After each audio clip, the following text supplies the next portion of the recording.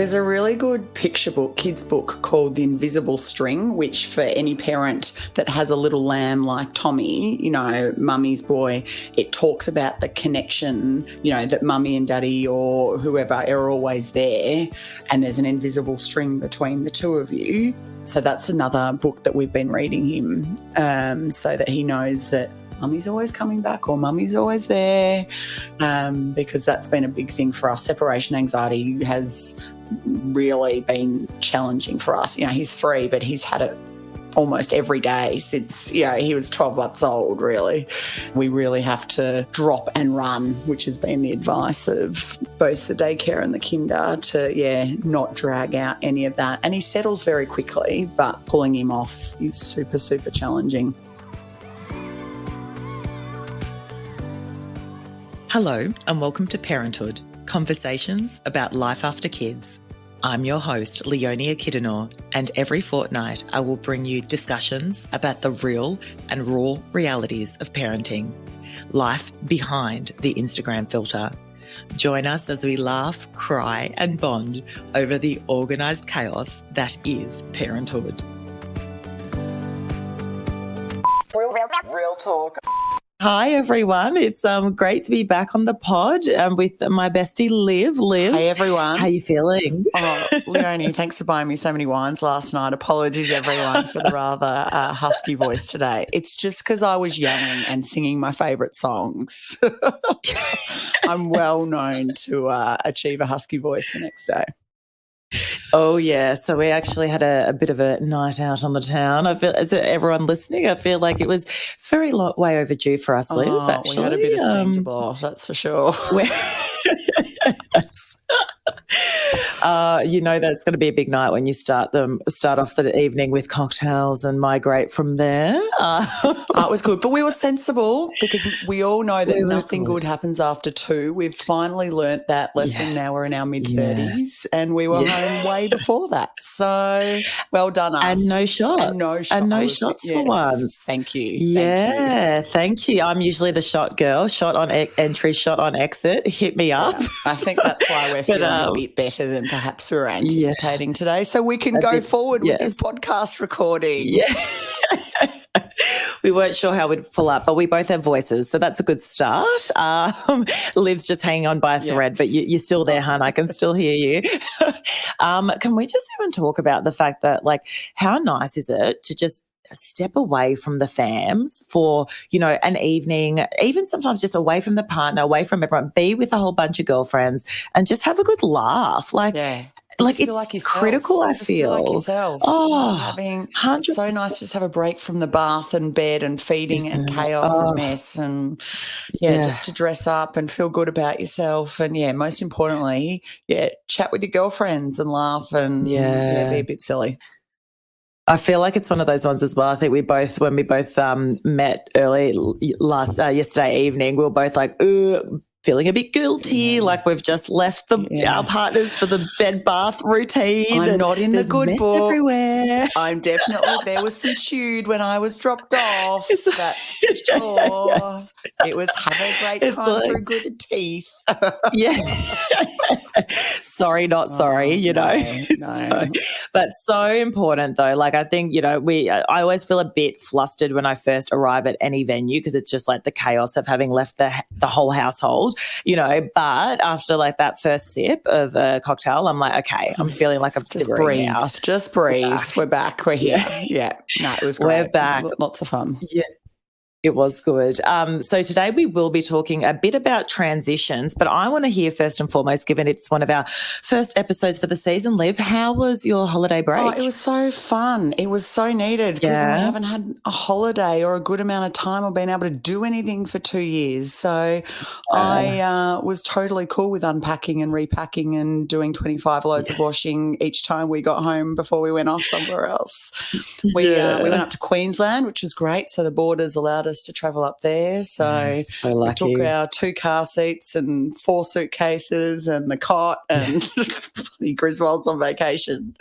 But, yeah, we had a lovely time up there and my parents are there too. So we got some baby-free babysitting time, which was very important. And it was not, Tommy and Noah's probably the same. Christmas was really special. He really got Santa this year. So it was it was a beautiful Christmas to, start sharing that. Speaking of Santa, so can we talk about this whole moving the fairy? What's the thing that everyone's doing shelf. now? The elf on the shelf. I don't want to get into that. Yeah. I'm fascinated. I'm totally doing that next year. That's right up my alley. but the thing is, I've heard stories of what if you forget to move the elf and then the kids pick up on it and then you have to make up some story? It's a lot of commitment. I just had the Santa app this year, which Santa calls, or you can call Santa and put the child on the naughty or nice list. So anytime Tommy was being cheeky, which started probably from August, to be honest, right, we're calling Santa, and we'd call Santa and hear Santa's voice, and it just got him. Right? Yeah, he was so well behaved. So yeah, if anyone hasn't discovered that, God. I don't know. There's multiple versions. Just type in Santa app into your app store and you'll find something. Highly recommend. Wow. So wait, you literally say Santa, Tommy's been naughty today, and what happens? What does Santa say? It's just you've called Santa. Ho ho ho. Do you like? The husky voice is really working for Santa right now. Please leave your child's name after the tone. No and way. Sure like a voicemail. The naughty list, and I say, "Hello, Santa. Yes, Thomas McPhee. Very naughty." Not going to bed, not eating his vegetables, yelling at his mummy, whatever it is. Oh my God. So, yeah, that's good. Wow. Oh, I like that. Okay, good hot tip for next year. I might start that from, July, to give it a good 6 months in the running, Yeah, it worked. I'm kind of is it too early to I was like, oh no, Easter Bunny, we'll use that. So Easter Bunny's I don't know if Easter Bunny has a voicemail service, but I might look into that today. You look into it and report back. So it was really fun talking about Christmas and just being able to have the boys kind of understand. And it is really, all of a sudden I'm like, it's like Christmas joy again. Remember how excited we used to be for Santa? I was distraught when I found out Santa wasn't real, absolutely killed. It's like a special time, isn't it? And to use your imagination. Isn't it? The sky. Yes. I've still got vivid memories of driving home from family functions on Christmas Eve, trying to spot Rudolph in the sky. Do that now. So really special. Lovely. Yeah. Isn't it? We similarly were mainly at so Jules's family, they're down sort of Warrnambool way, so we went and visited them, and then we were back towards Mornington Peninsula for a little while, and it was just, we spent no time in Melbourne, we just spent the whole time away. It was so nice and great weather. We've lucked in with the summer this year. We've finally got summer. Absolutely, global warming.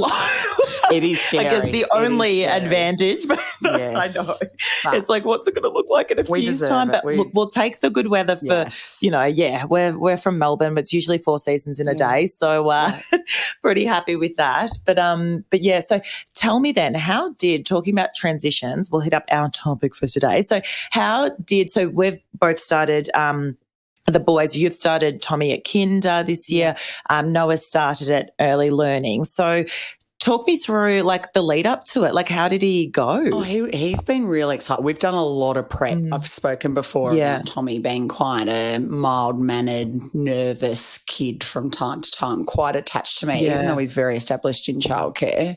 He's going to a new kinder. It is a new environment. He doesn't know. Well, he happens to know maybe 2 other kids, which is fantastic and really helped it. But we started talking about it really with Christmas. At Christmas he got his kinder bag, and that's his big boy bag, which differentiates it from childcare, and got him prepped. It's been hard with COVID because we can't walk in to the kinder, so just that settling, which I would have really liked to do because of that separation anxiety piece for him. We haven't been able to do, but the kinder staff are just beautiful and fantastic, and we walk in with one of his little friends, which has helped the transition too. So is that the bestie or that he's with, just or another close friend? His little pea in the pod besties, not at the same kinder, which is probably good because it's going to force him to be friends friends with somebody other than his bestie. Yes, I honestly, at his birthday, what was it, a month ago now, those two watching Tommy and his bestie, it like they are joined at the hip. Like it's almost like they're each other's security, you know, like they're just, Tommy I could see what with anything, clings to a person and then becomes the follower around that. So, I'm really pleased that, he's transitioning really well, and it's been a few weeks now and we've gone through the orientation and he seems settled. So all systems go in kinder world, the next stage. How great. Well, that's good. So Noah was good. Actually, I had a bit of it. So towards the back end of last year, I was it just hit me. I'm like, oh my God, he's not going to be going to daycare anymore. And his brother Charlie's at daycare. And even even at Christmas time, the educator sent out little, Christmas cards. And, I literally read the card. It was like, we're really going to miss Noah next year, blah, blah, blah, from his educator. And I just burst into tears. I was like, oh my God, my baby's not a baby anymore. So literally, because he's with the early learning that he's at, it's 4 days, full-time school hours. So it's like literally he's left his daycare centre now for that. And it just really hit me. And it was interesting. Whereas with him, I was like, you're not going to go back to daycare. He's like, yeah, cool, whatevs, don't care, moving on, excited about my new school. And it's interesting because there are emotions that I didn't actually think I would feel and then they just sort of slap you in the face. Were you a bit like, any emotions from your end? I think things are still pretty normal in our world in that, I haven't had to leave the daycare situation. So the transition probably hasn't been as significant as what it has been for you. I certainly was, my kinder boy, wow, where does the time go? We know that time is bloody hell. Yeah, I know. It's been a nice next stage really, but not the emotion that I think you probably would have felt going. It just got me. And then like walking through the school gates and being like, oh my God, like this is, he's starting now, like this is happening. I actually asked our audience just on Instagram whether a few questions around the transition bit. And it was funny because I said, did you cry on their first day? And 65% of people said yes. And then I said, did your child cry? And over half said no, their child didn't. So here we are like weeping parents. That's going to be, when we hit prep, that'll be me. My mum still tells the story of being found by another parent behind the classroom just sobbing. And they actually built a really beautiful friendship from that moment of day one of prep. This parent busting mum literally inconsolable behind the classroom. My God. We will feel really, it. We will feel it. Yeah, it's an interesting one. But in preparation for us, so we were like, as I said, I think I'm pretty fortunate. Noah's quite a kind of, I guess, a confident little kid and, easily makes friends. Like we'll go to the park and just randomly want to talk to everyone. Like, very kind of that social, I guess.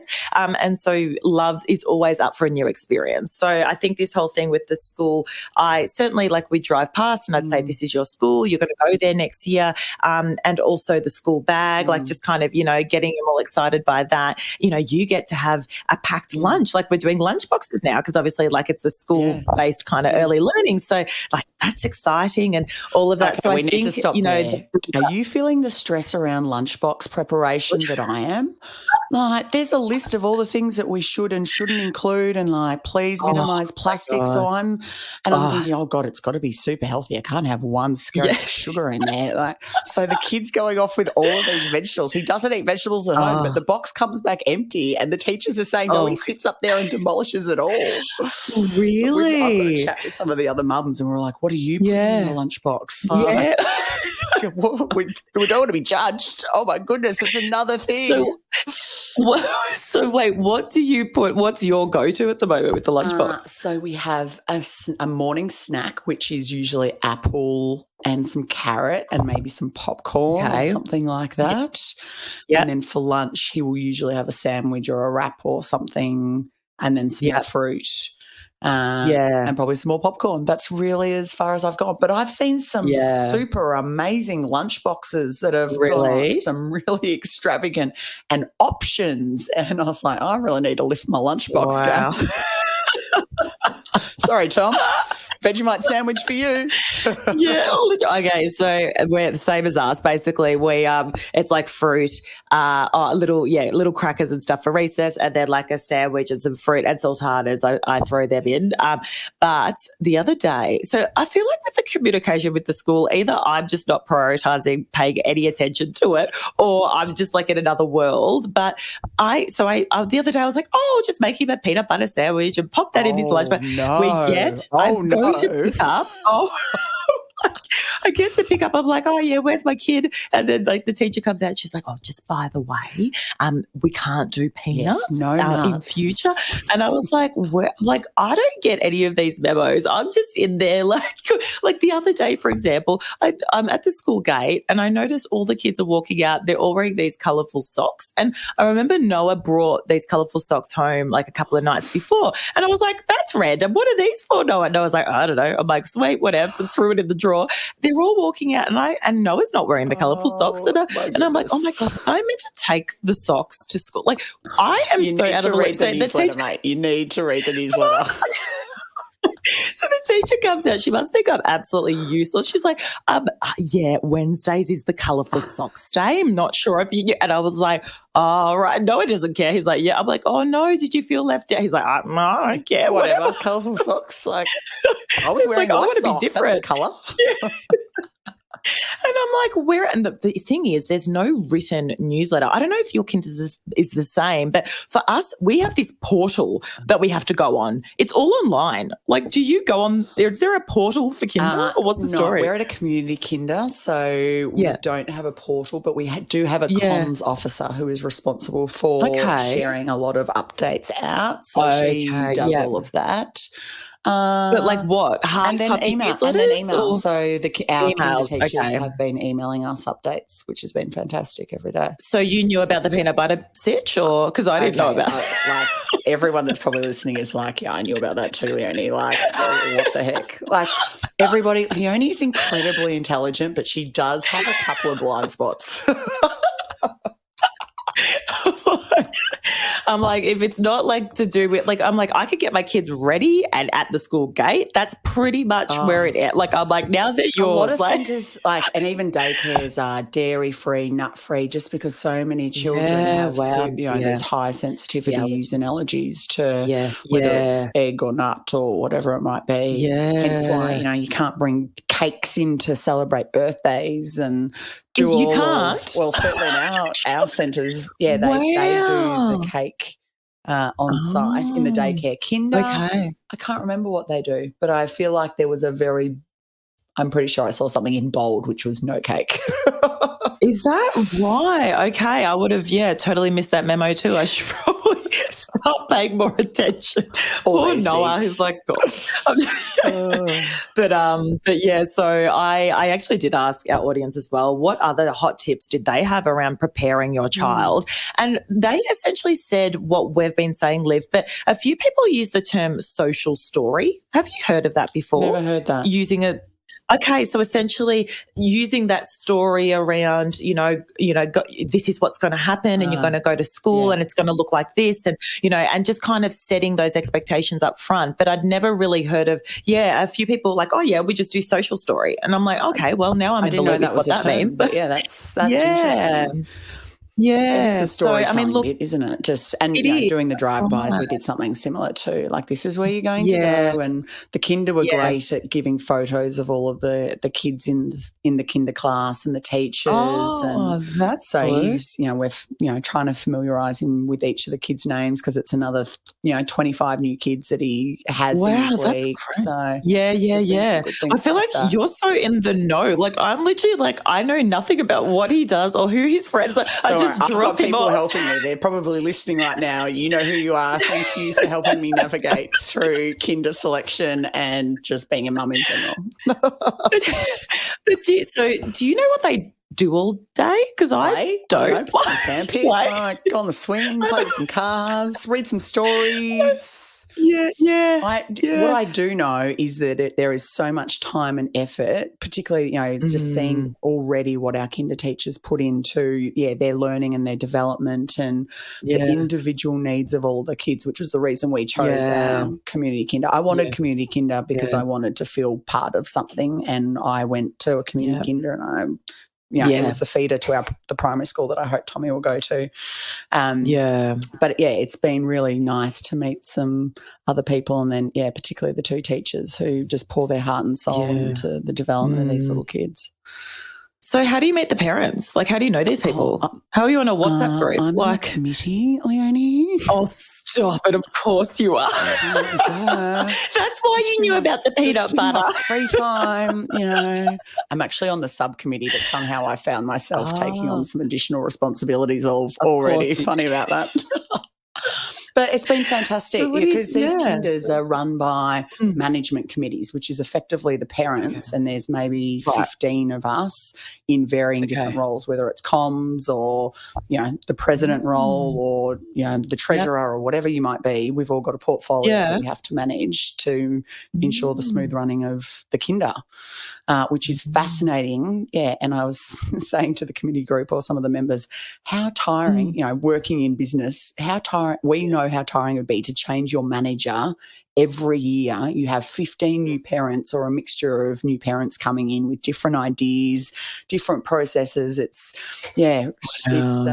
been really fascinating. So I'm enjoying it. So that's how I've met some of the other parents. And we had a picnic last weekend, which was nice too. So for all parents? All parents in the kinder. Yeah. So it's a very community-minded. It's about building connection. It's about being present and knowing what's in your space. So, What's the level of commitment from you if you want to be on a committee? It's totally optional. So how often do you have to do stuff? There's a committee meeting monthly, so that's your time commitment, and then probably I'd say it's 1 to 2 hours a week maybe for your portfolio, whether that's fundraising. Oh wow, the president and the vice president and the treasurer role. It's significant. It's almost like another job, and I think we've all gone into this going, whoa, this is a bit bigger than perhaps what we thought, because we want rigour, and, we've got an exceptional kinder and we want it to stay exceptional. It's fascinating. It's quite a responsibility. That's really cool. And it's nice, though, that you've already had the opportunity to meet some of the other parents too. We've actually got a school. So even though he's at the early learning section of the school, we're sort of still considered to be part of the general school community. So we've got our first parents sort of social night next month. Can't wait to hear all. Very much excited about that, because I'm kind of like, you do the drop off and then you're kind of like, okay, hi, smiling at some of the parents, but you don't and we're all wearing masks. And it's awkward and, all the kids know each other, and I'm just kind of like, okay, have a good day, honey. That's the extent of my social interaction with these people so far. So I think, it will be good to actually put some names to some faces. Because we've all got so much in common, and you're going to go through the next 15, how long, 20, 15 years, right, through the school system. So it's nice to develop those bonds and share the journey together. And probably a few wines, because that will be required. Totally. Breaks the ice, and then you're all best buds. But actually, speaking of drop-off, so we the first week I did the drop-off and pick-up, and alternating with Jules, but then we put him in before school care. So because I start work so early in the morning, being in construction, and they literally start at 8:45. Like, anyone who even has an office job needs to be potentially in the 6 by 9. So how does that work? So we thought, and my whole thing was, I had a big stigma around the fact that I didn't want to put him into after school care, because I did a lot of after school care, and I had a lot of time where my mum wasn't really present, particularly more the primary school years, because she was busy working. And so I was always very committed, and I said, I want to be kind of involved in the school community, and I want to also be there at pick up. So we'll put him in for drop off, and that means I can start my day quite early. So it was all going swimmingly. You know, I drop him off for the first week. He wasn't, not a tear shed, happy days. I love school. Then the second week, I drop him off at a different gate where he then walks in and he bursts into tears. And he's like, I'm confused. And then I left him eventually. And I'm like, mate, I've got to go to work. But anyway, so then I find out that he gets to, so he does this little bit of a play. They sent a photo and they said he's fine now. He's playing on the slide.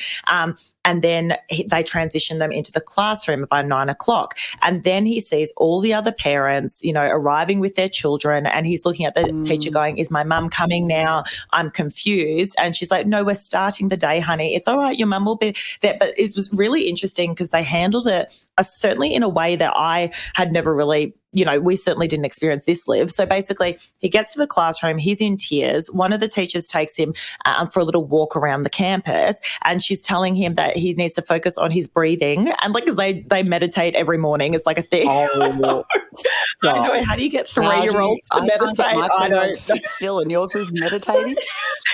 So she was like, this is how the teacher said it. She's like, so, you know, he was a little bit distressed, but it's fine. So, you know, Sue took him for a walk around campus. They focused on breathing. We said, breathe in. When you feel the big emotions, you want to breathe in, then you want to let it go, get the energy out. No, and we had a little stress ball, and he was squeezing that as he was breathing. And then we were talking about the fact that we want to calm the body, and he was really receptive to it, to Leonie. And I'm like, is that my kid you're talking about? And she was like, honestly, like mindfulness at that age. Using strategy, like we would both hear it and go, "There's no way that would work for my child." That's right. But yeah. I mean, I just learned that Tommy can put his own socks and shoes on because that's what he does at daycare. But I didn't know that because mummy does it for him because I've already fallen into that trap. But yeah, we're just learning and navigating these different, you know, whatever they're learning in their learning spaces. Yeah, totally. And then so basically she said, you know, and we spoke about the emotion. We said, you might be feeling a little bit scared or a little bit unsure, and that's okay. It's okay to feel that way. Anyway, he calms down. They bring him back to the classroom.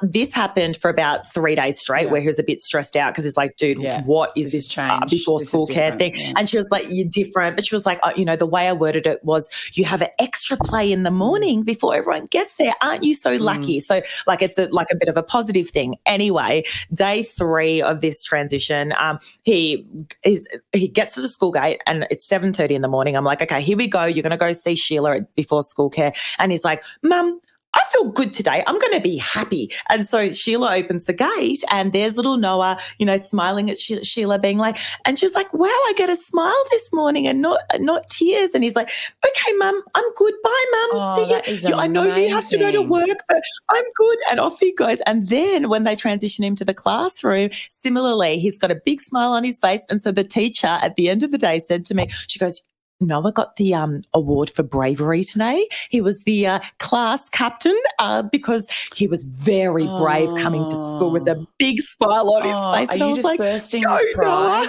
Isn't that amazing? And again, another lesson. They're just so much more capable than perhaps we go in or give them credit for at the start. I fall into that trap all the time. I'm such a baby, like I'm babying them the whole time. Come on, build courage and bravery and build courage. You can do it. Yeah, it's just that confidence build. Oh, that's an amazing. Oh, I love hearing that. Go, Noah. Yeah, I know. So I don't know. I guess when they put their minds to it, I mean, so I guess as far as hot tips for those who potentially do have, you know, transitions coming up with school or daycare or kinder, I mean, I really think that ultimately it's telling that story prior, but also just, and I found the wording around certain things like Mum's going to go off and do this, and you know, and you get a special little play, and those kind of sort of framing it in a way that seems really positive and a bit special. I don't know, really sort of help work for us. And so, and literally from that day on, no more tears. I love that. Like he just made a decision, and that was it. There's a really good picture book, kids book called The Invisible String, which for any parent that has a little lamb like Tommy, you know, mummy's boy, it talks about the connection, you know, that mummy and daddy or whoever are always there, and there's an invisible string between the two of you.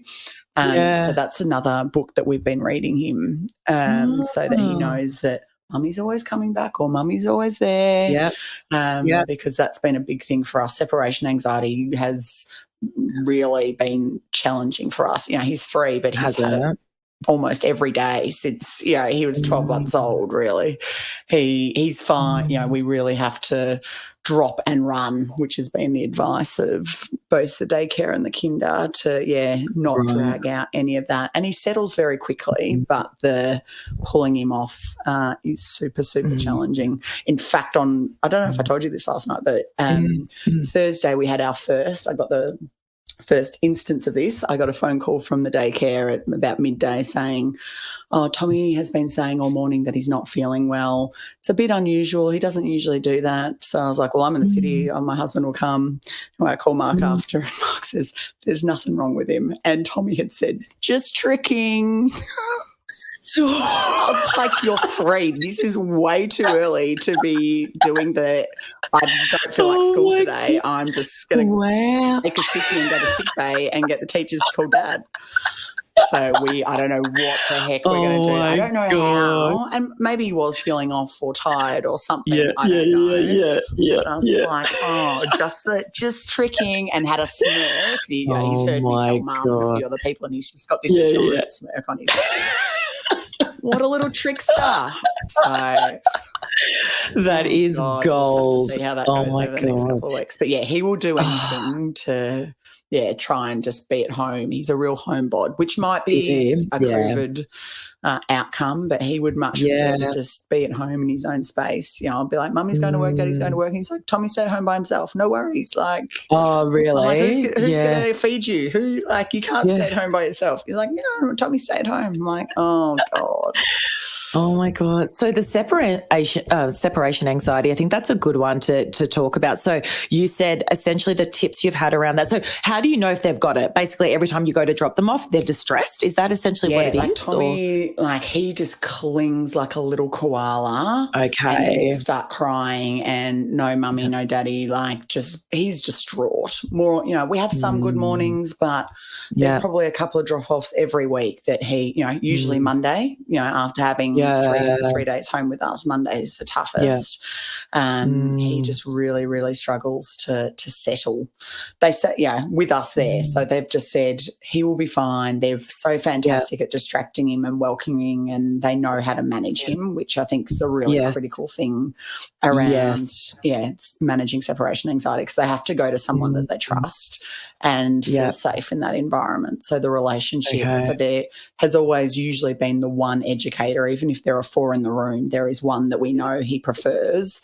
That's usually the one that will come and grab him, and, he's more likely to go to that person. So it's heartbreaking. And, I sit here after 18 months of, still really painful drop-offs a lot of the morning. Yeah, wow. That's just who he is. And if he wasn't settling, then I would be much more concerned. But I know that he's happy, and by the time, people be familiar, with by the time you get to the end of the hall, they're not crying anymore. So you kind of just interesting. So that's probably the difference between just adjusting, i.e., Noah had a bit of a teary for a week or whatever, and I actually asked our audience, so just generally, how long does it take your child to settle? And most people said 1 to 2 weeks, right? So that's just in a new environment. It's assuming they're going most days, they'll eventually kind of settle. But I guess that's probably the difference between just a general anxiety initially and having separation anxiety, which is more continuous. There is always, is that right? And you can see all of the teachers really working in those first 2 weeks to really build a routine. They know where to put their bags, so it becomes really familiar, and they build those relationships very quickly. It's a real routine practice that you need to get. So it's interesting. I think maybe he just doesn't like it, which then goes to the mum guilt bit. I don't know. I could go around in circles as to why he is like that, but I think I fall back to it's the type of child that Yeah. And what about Harry as a comparison? Well, Harry's 14 months. You probably remember Charlie and Noah going through the 14 months separate, and they say it's in its peak between, I think, 12 and 18 months 2. So you're more, so yeah, Harry has just started that, funnily enough, and he has the loudest he's his mother. Like, he's got the loudest voice ever. And literally the whole daycare shakes when he starts crying. Like, he just bellows. So he will grow out of it. Yeah, he started childcare as a 5-month-old baby. So he knows that he's safe. He kind of gets the whole deal, but he's just worked out that, mummy's leaving now. So hopefully he grows out of it quick smart. He's more the rooster, the Noah type. So he will be fine. He'll just, he's just got to learn. So. Yeah, that's so hilarious. I'm just picturing you like a drop off. You got like koala on one leg, like hanging on. You've got Harry like thundering with his scream, and you're just like, get them off me. I literally walk out at 8:30 going, I need a drink after that. What? Yeah, I go to work for a break. That's for sure. Honestly, right? Honestly, take my hat off to the stay-at-home mums and stuff, and the people who have the kids 24/7. Because wow. Like, I feel like such a sense of relief when I'm kind of like, oh, good, I've got a few hours to catch my breath and focus on something else. I also, so a few hot tips around managing separation anxiety and sort of just making it easier, not even separation anxiety, I guess just making transitions easier. A few people also wrote in saying things like obviously taking their comforter, I know, to daycare. So Charlie loves holding on to his comforter as he walks in, and he's never been a crier, but it's something that he loves. So bringing those familiar items from home. Do you find that do they have naps and stuff at kinder? Is it like no, like daycare? No. So daycare he still naps, but at kinder no. But kinder they're sort of shorter sessions at this point in time. So it's like 9:15 to 2:45. So they might play dead fish or something, like lie down and have some rest time, but I don't think they don't actually nap. So he's a wreck when we pick him up. So he naps at 2:45. He's asleep by the time we're 100 metres down the road, because he's still a little kid that needs his day sleep. So that's what we're finding with Noah too. And on the days that there's one day of the week that my parents have him, he doesn't nap that day, and just driving home, it only takes 15, 20 minutes to get home. But within 30 seconds he's fallen asleep. And the hardest bit is then getting them out of the car when they're ratty AF, and you're like, just want to stand. Sometimes I just sit in the car, but then Charlie's like bellowing, wanting to get out of the car. So, like, how do you find that transition after kinder or after a big day? It's so hard. For Harry, still being so young, I just put him straight to bed, and thankfully he's just so exhausted that he's in bed at 5:36, after a daycare day. Even if he's had slips, he's still just wrecked from the stimulation and the noise and the cray. Tommy is like any other toddler, just falls into a hysterical emotional mess, like you're saying. I don't know. I have no secret for that other than just trying to get him to bed. But I just find when he's overtired, it just becomes a disaster. Like, it's 9 o'clock before, and Mark and I are both lying in the bed with him because he has to have it's hugely challenging. But I think so it's almost just overtired, so therefore won't fall asleep. Just wants to fight and angry, and those big emotions start to come out, and then we're tired after a big day of work, so it's kind of like, sure, whatever you want, Tom. Yes, Mummy and Daddy will both lie in bed with you while you go to sleep. Like, what the heck? But we just find more often than not we just can't be bothered. Like, I just don't have another battle in me. Like, no, when you're really tired, you just, I know I need to be stronger with that, but we'll do that next week. It hasn't been the last couple of months, that's for sure. I think it's, you remember starting a new job or starting school, like, it's exhausting, new information, learning. So without doubt, it absolutely will settle as they kind of get there. But there are going to be the few rough days. And while it's hot too, like, that's totally, zapping their energy. So early bedtimes is definitely what we aim for when we can. Yeah, no, 100%. Same. I mean, but Noah does sleep, so he's in sort of school hours, so from 9 till 3. And funnily enough, he does fall into a heap at lunchtime. So, that's pretty good. So after, when he comes home, usually he'll come home by 3. I won't pick up Charlie till about 4 or 4:30 from daycare. So we've got a little bit of a routine where at the moment he's obsessed with puzzles, like these giant puzzles and like with the giant pieces, and he loves like putting them together. My child was obsessed with puzzles. My child's obsessed with Paw Patrol. control. Of course your kid likes puzzles. I love this. He loves iPad time too, but I try to restrict a bit. So he gets home, he's like, I can do my puzzles because Charlie won't be around to wreck them. Brilliant. So I'm finishing emails. He's doing a puzzle for an hour and just kind of simmering, I think, before the hecticness of the Cyclone Charlie hits home, and then it's, you know, another level of stress because they're screaming at each other and all of that fun stuff. So having icy poles. If you behave, I'll give you an icy pole. All right, no worries. You know, and like watching TV and just like, I'm just like, whatever, mate. Like I can't handle. So it's the screaming. I'm glad to hear there's the screaming in your house, because that's I actually feel bad because I've been saying to everyone, Harry, my second born, is the devil child, but I had Harry by himself without his brother, and I realised he's a really normal, beautiful, normal kid. He's not a devil. I should not be calling him Hurricane Harry. So, Harry, if you ever listen to this, I'm really sorry, honey. Like, there's nothing wrong with you. You are perfect. It's just the perfect storm of I now get just the noise. Yeah. Are they biting each other, pushing each other, harassing each other? Oh, Harry just loves to attack Tommy. So he's just going for it. And he thinks it's hilarious, but Tommy is just like, "How dare you touch me?" Like, and whacks him back. And we've got to that space.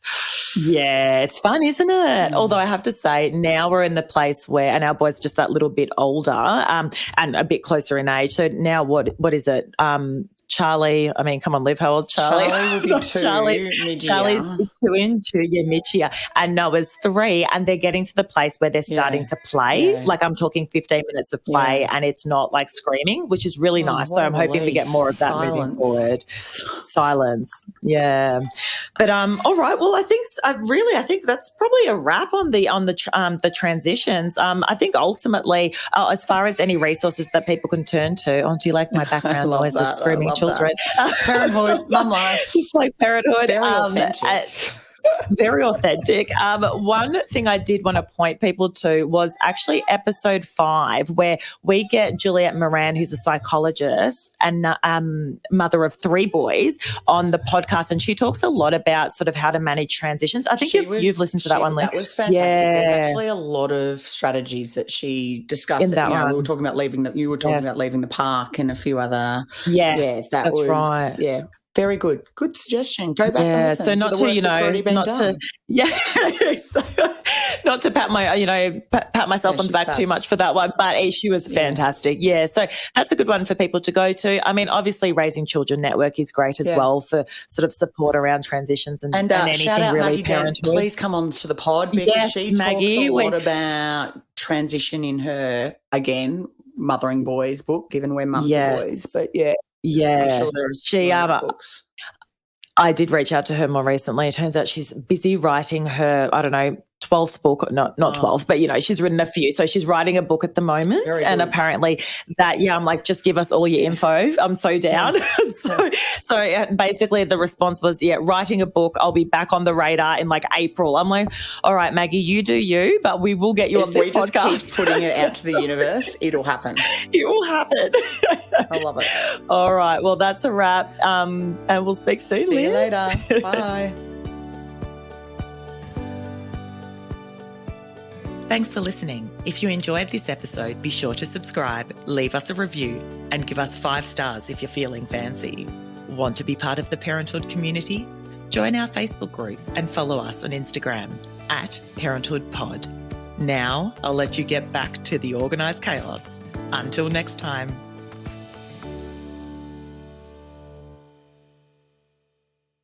Oh, and Noah's just walked in. Noah, can you go downstairs to Dad, please, beauty? Noah, Jules, can you just grab him? Sorry. Mum's just going to finish something off. We're just finishing our recording. Do you want to do puzzles? Do puzzles, Noah.